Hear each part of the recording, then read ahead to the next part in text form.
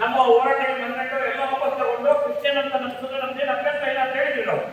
ಮತ್ತೆ ಈ 15 ಜಾತಿಗೆ ಇರೋದು ಎಷ್ಟು ಸರಿ? ಇವತ್ತು ಈಗಾಗಲೇ ನಾವು ಇದಕ್ಕೆ ಹೋರಾಟ ಮಾಡ್ತಾ ಇದ್ವಿ. ಮತ್ತೆ ನಾಳೆ ಹಿಂದೂ ಸಂಘಟನೆಗಳು ನಾವು ಜಿಲ್ಲಾಧಿಕಾರಿ ಕಚೇರಿ ಮುಂದೆ ಸೇರಿದ್ರೆ ಇಷ್ಟು ವಿವರಗಳನ್ನ ನಮ್ಮ ನಾಯಕರಾದಂತ ಸಂಪನ್ಮೂಲಗಳಿಂದ ವಿವರವಾಗಿ ನಿಮಗೆ ಹೇಳಿ ಅಂತ ಅವರನ್ನ ಹೇಳಿ ನನ್ನ ಮಾತು ವಿರಾಮ ಹೇಳ್ತೀನಿ.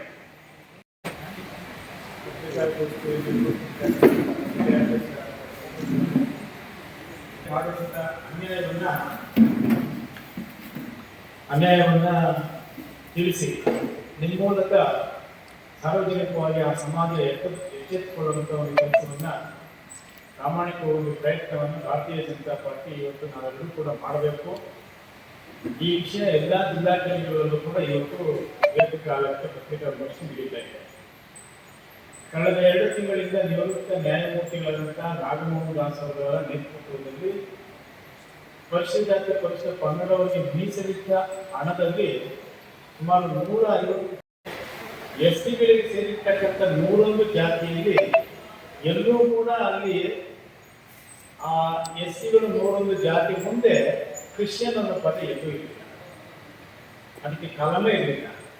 ಅಂದ್ರೆ ಕಳೆದ 2 ತಿಂಗಳ ನಂತರ ಯಾಕೆ ದಿಢೀರಂತ ಸರ್ಕಾರ ಈ ಬಗ್ಗೆ ಯಾಕೆ ಈ ರೀತಿ ದುರಾಡಳಿತ ಯೋಚನೆಯನ್ನು ಮಾಡ್ತು ಅನ್ನೋದು ನಮಗೆ ಯಕ್ಷ ಪ್ರಶ್ನೆ ಆಗಿದೆ. ಈ ಮಧ್ಯೆ ಸುಮಾರು 48 ಜಾತಿಗಳನ್ನು ಗುರುತಿಸಿ, ಉದಾಹರಣೆಗೆ ಒಕ್ಕಲಿಗ ಕ್ರಿಶ್ಚಿಯನ್ನು, ಬ್ರಾಹ್ಮಣ ಕ್ರಿಶ್ಚಿಯನ್ನು, ಲಿಂಗಾಯತ ಕ್ರಿಶ್ಚಿಯನ್ನು, ಕುರುಬ ಕ್ರಿಶ್ಚಿಯನ್ನು, ಈ ರೀತಿ ಅನೇಕ ಹೆಸರುಗಳ ಮುಂದೆ ಕ್ರಿಶ್ಚಿಯನ್ ಅನ್ನೋ ಪದವನ್ನು ಸೇರಿ 48 ಜಾತಿಗಳ ಮುಂದೆ ಈ ರೀತಿ ಮಾಡಿ ಇವತ್ತಿಂದ ಪ್ರಾರಂಭ ಆಗಿರ್ತಕ್ಕಂಥ ಹಿಂದುಳಿದ ಆಯೋಗಗಳ ಮೂಲಕ ಮತ್ತೊಂದು ಸಾರಿ ಸಮೀಕ್ಷೆ ಮಾಡುವಂಥದ್ದಕ್ಕೆ ಸರ್ಕಾರ ಆದೇಶ ಮಾಡಿದೆ.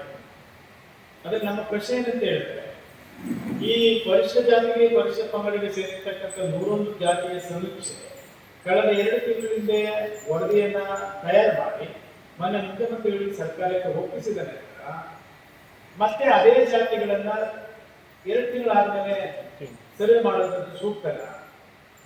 ಹಣ ಯಾರು SCPS ಹಣ 150 ಕೋಟಿ ಖರ್ಚು ಮಾಡ್ತೀವಿ, ಅಲ್ಲಿ ಯಾವ್ಯಾವ ಪಂಗಡಿಗೆ ಎಷ್ಟೆಷ್ಟು ಕೊಡ್ಬೇಕು ಅಂತ ಹೇಳ್ಬಿಟ್ಟು ನೀವು ಅಲ್ಲಿ ವರ್ಗಗಳಾಗಿ ವಿಂಗಡಣೆ ಮಾಡಿದ್ರಿ. ಅದರ ಮಧ್ಯೆಯೂ ಕೂಡ ಅಲೆಮಾರಿ ಅನ್ನುವಂಥ ಹಳೆ ಅಲೆಮಾರಿನಂತ ಆ ಕಡು ಬಡತನದಲ್ಲಿರ್ತಕ್ಕಂಥ 59 ಜಾತಿಗಳಿಗೂ ಕೂಡ ನೀವು ಅನ್ಯಾಯ ಮಾಡಿದ್ದೀರಿ. ಅವರು ಪ್ರತ್ಯೇಕವಾಗಿ ನಿಮ್ಗೆ ಮೀಸಲಿಟ್ಟಿಲ್ಲ ಶೇಕಡವಾರು. ಅದ್ರ ಜೊತೆಗೆ ಆದಿ ಕರ್ನಾಟಕ, ಆದಿ ಆಂಧ್ರ, ಆದಿ ದ್ರಾವಿಡ ಅನ್ನುವಂಥದ್ದು ಕೂಡ ಇವರು ಯಾವ ಪಂಗಡಕ್ಕೆ ಸೇರ್ತಾರೆ ಅನ್ನುವಂಥದ್ದು ಕೂಡ ನೀವೇನು ಉಲ್ಲೇಖ ಮಾಡಿಲ್ಲ. ಆದಿ ಕರ್ನಾಟಕ, ಆದಿ ದ್ರಾವಿಡ, ಆದಿ ಆಂಧ್ರ ಇದು ಜಾತಿಯ ಪದನಾಮಗಳಲ್ಲ. ಇದೊಂದು ಗೌರವಯುತವಾದಂಥ ಒಂದು ಪದಗಳಿಗೆ ಮಾತ್ರ ಸೀಮಿತ ಅಷ್ಟೇ ಹೊರತು 3 ಜಾತಿಗಳು ಅಲ್ಲವೇ ಅಲ್ಲ. ಇದು ಕೂಡ ಬಂದದ್ದು ಕೂಡ ಆಗಿದೆ. 59 ಜಾತಿಗಳ ಅಲೆಮಾರಿ ಮತ್ತೆ ಅಲೆಮಾರಿ, ಆದಿ ಕರ್ನಾಟಕ, ಆದಿ ದ್ರಾವಿಡ, ಆದಿ ಆಂಧ್ರ ಅನ್ನುವಂಥದ್ದು ಈಗಲೂ ಬಂದದಿದ್ರು ಸಹ ಮತ್ತೆ ನೀವು SCಗಳಲ್ಲಿ ಬರ್ತಕ್ಕಂಥ ಸುಮಾರು ಆದಿ ಆಂಧ್ರ ಕ್ರಿಶ್ಚಿಯನ್ನು, ಆದಿ ದ್ರಾವಿಡ ಕ್ರಿಶ್ಚಿಯನ್ನು, ಆದಿ ಕರ್ನಾಟಕ ಕ್ರಿಶ್ಚಿಯನ್ನು, ಬಂಜಾರ, ಹುಡುಗ, ವಲಯ, ಲಂಬಾಣಿ, ಮತ್ತೆ ಲಂಬಾಣಿ, ಮಾದಿಗ, ಮಾಲ, ಪರ್ಯ, ಒಟ್ಟ ಈ ರೀತಿ ಅನೇಕ ಪದಗಳನ್ನು ಬಳಸಿ 48 ಜಾತಿಗಳನ್ನ ನೀವು ಮತ್ತೆ ಸರ್ವೆ ಮಾಡಬೇಕು, ಇವು ಕ್ರಿಶ್ಚಿಯನ್ ಅಂತ ಬಳಸಿ ಅಂತೇಳಿ ನೀವೇನೋ ಕೂಡ ರಾಜ್ಯ ಜನರಿಗೆ ದಿಕ್ಕಪ್ತಾ ಇದೆ. ಕಳೆದ 4 ದಿನಗಳಿಂದ ನಮ್ಮ ರಾಜ್ಯದಲ್ಲಿ ಇರ್ತಕ್ಕಂಥ ಎಲ್ಲ ಜಾತಿಯ ಮುಖಂಡರು, ಮಠಾಧೀಶರು ಸೇರಿ ಇವತ್ತು ಮಾಧ್ಯಮದ ಮೂಲಕ, ಹೋರಾಟಗಳ ಮೂಲಕ ನಿಮ್ಮ ವಿರುದ್ಧ ಮಾಡಿದಾಗ ನೀವೇನ್ ಮಾಡಿದ್ರಿ? ನಿನ್ನೆ 33 ಜಾತಿಗಳಿಗೆ ಕ್ರಿಶ್ಚಿಯನ್ ಅಂತ ಪದ ತೆಗೆದುಹಾಕಿದ್ದೀವಿ ಅಂತೇಳಿ ಮತ್ತೆ ಮುಖ್ಯಮಂತ್ರಿಗಳು ಮಾಧ್ಯಮದ ಮೂಲಕ ಹೇಳಿದ್ದಾರೆ. ಆದ್ರೆ 48 ಜಾತಿಗಳ ಪೈಕಿ 33 ತೆಗೆದು ಇನ್ನು 13 ಹಾಗೆ ಉಳಿಸುವಂಥದ್ದು ಏನ್ ಸರಿ? ಯಾಕೆ ಈ ರೀತಿ ಮಾಡಿದ್ದೀರಿ? ಅಂದ್ರೆ ದಲಿತರಂತ SCಗಳಂತ ನಾವೇನು 101 ಜಾತಿಗಳಿದ್ದೀವಿ, ಮತ್ತೆ ನಾವು ಒಡ್ಡಾಡ್ಕೊಂಡು ಸಾಗೋ ಬೀದಿಗಳಲ್ಲಿ ನಿಮ್ದಿಷ್ಟು ನಮ್ದಿಷ್ಟು ಅಂತೇಳಿ ಮತ್ತೆ ನಿಮಗೆ ಸರಿ ಆಗ್ಬೇಕು.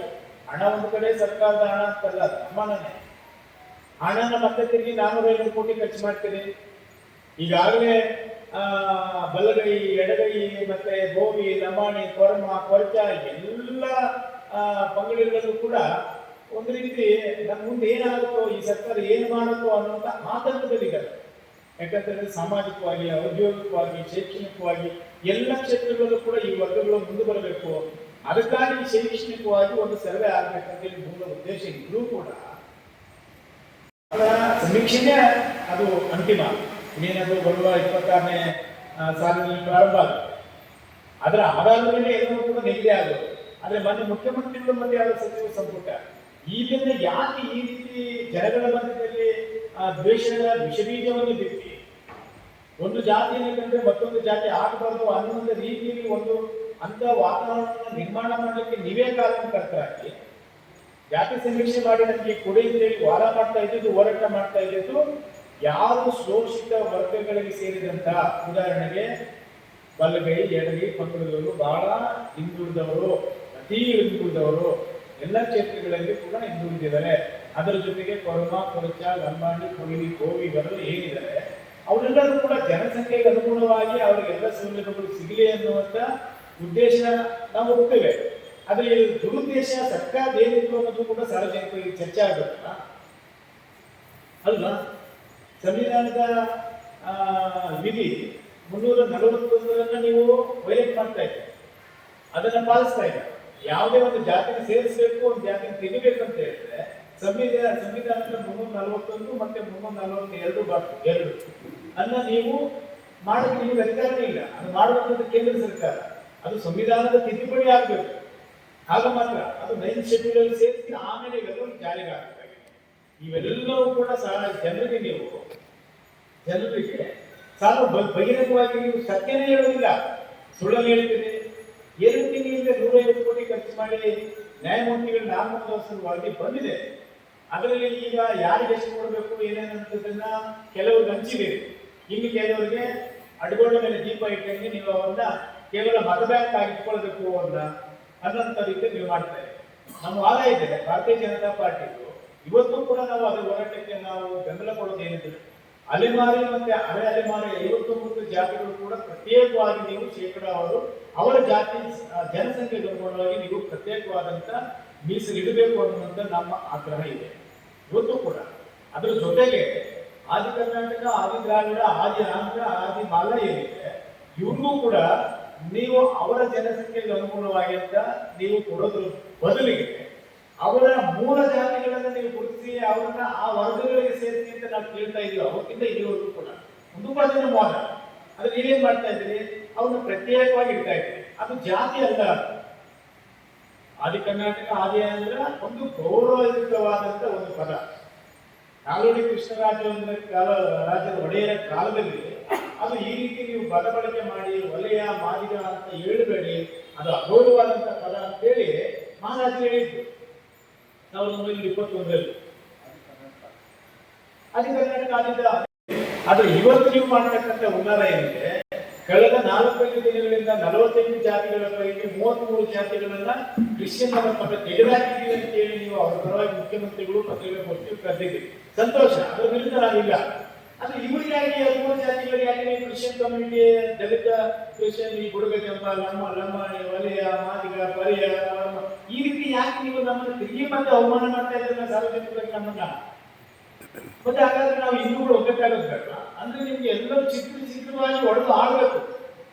ಯಾವ ಈ ವೇದಿಕೆ ಕುಟುಂಬದವರಾಗಲಿ ನೀವು ಅತ್ಯುತ್ತಕ್ಕ ನಾವು ಯಾರು ಒಂದಾಗಲೇಬಾರದು. ಈ ದೇಶದಲ್ಲಿ ವ್ಯವಸ್ಥಿತವಾದಂತ ಒಂದು ಉನ್ನತ ಇವತ್ತೆಲ್ಲ ಬಂದಿಲ್ಲ. ಇದು ಸ್ವಾತಂತ್ರ್ಯ ಬಂದಾಗಿಂದಲೂ ಕೂಡ, ಸ್ವಾತಂತ್ರ್ಯ ಪೂರ್ವದಲ್ಲೂ ಕೂಡ ನಿಮ್ಮದೇ ಆದಂತ ಈ ಒಂದು ವ್ಯವಸ್ಥಿತವಾದ ಉನ್ನಾರವನ್ನ ಮಾಡ್ಕೊಂಡು ಬರ್ತಾ ಇದ್ದೀವಿ. ಅದಕ್ಕೆ ನಾವು ಖಂಡಿಸ್ತಾ ಇದ್ದೀವಿ, ಆಗ್ರಹ ಮಾಡ್ತಾ ಇದ್ದೀವಿ.